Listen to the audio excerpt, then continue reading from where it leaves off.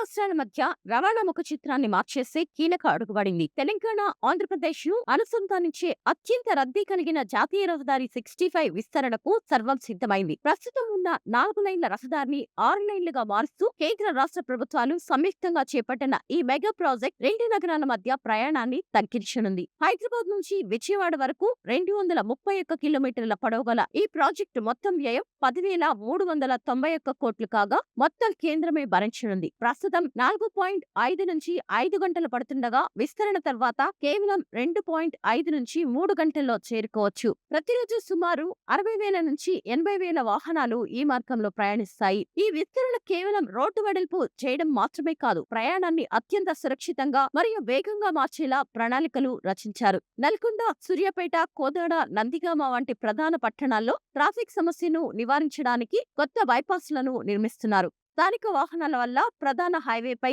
రద్దీ పెరగకుండా దాదాపు అన్ని విభాగాల్లో సర్వీస్ రోడ్లను ఏర్పాటు చేస్తున్నారు. పాదచారులు, స్థానిక వాహనాలు రోడ్డు దాటేటప్పుడు ప్రమాదాలు జరగకుండా కీలక జంక్షన్ల వద్ద అండర్ పాస్ లను ప్లాన్ చేశారు. సాధారణంగా హైదరాబాద్ నుంచి విజయవాడకు విమానంలో వెళ్లడానికి 1 గంట పడుతుంది. కానీ ఎయిర్పోర్ట్ కు వెళ్లడం, చెక్ ఇన్ ప్రాసెస్ కలిపి మొత్తం 4 గంటలు పడుతుంది. ఇక మీదట ఈ 6 లైన్ల రహదారి అందుబాటులోకి వస్తే మీ ఇంటి నుంచి కారులో బయలుదేరి 2 గంటల 30 నిమిషాల్లో విజయవాడకు చేరుకోవచ్చు.